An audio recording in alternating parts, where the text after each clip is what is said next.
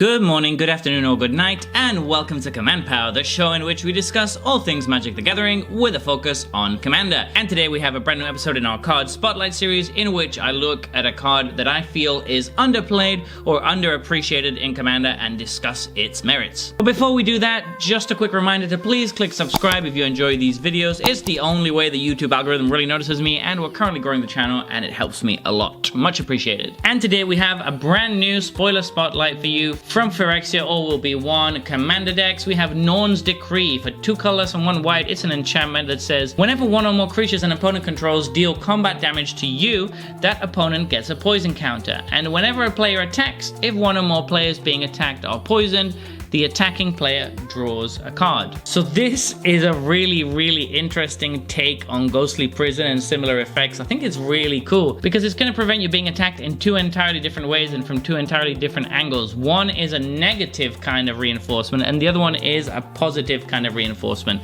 Very interesting that it does both at the same time. That being said, there are a couple of little downsides to it in the way it's worded, which mean that it's not going to work as well on very big or wide boards. But when each player only has a pretty small board, this can actually prevent a lot of damage coming your way. So the first ability on this card is going to discourage people from attacking you because they're going to get a poison counter whenever they attack you. However, the way that it's worded means that if they attack you with a bunch of different creatures, they still only get 1 poison counter. This could either be seen as discouraging being attacked or encouraging you being attacked by a lot of creatures. That's why I said it's better in the early game than in the late game when the board is really wide. Obviously, this is going to be much better if you're in a deck that is running poison as the primary way of killing, because then they're essentially getting dealt 1/10 of their life total every time they attack you, which is really brutal. But even in a regular deck, this can be pretty scary if you have enough ways to proliferate, and as we've been saying in all of our recent videos, there's a lot of proliferate stuff coming up. We're bound to see a lot of proliferate cards all over the place in the Commander format, because so far from what I've seen in this set, proliferate is stable onto a lot of cards that would already be playable without it.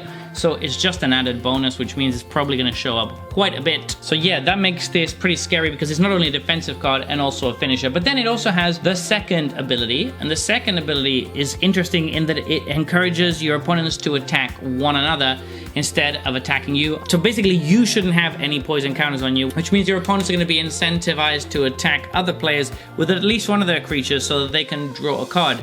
In this way, it works a little bit like Brina, the Demagogue, which kind of pushes people to attack players other than you. Or also Gix, Yawgmoth Praetor, which does a similar thing. It kind of makes people attack other players. Of course, this does that a little bit less because they're only going to draw 1 card no matter how many players they attack.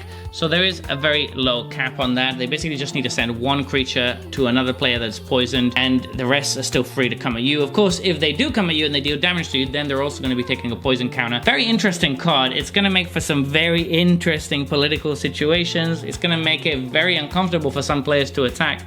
And if you have enough proliferate in your deck, this is also a win con at the same time. Not to mention that the art is absolutely sick. We've got completed Ajani, completed Vraska, and completed Tamiyo, looking absolutely creepy. Love it, love it, love it. So there you have it. That has been our card spotlight for today. What are your thoughts on this card?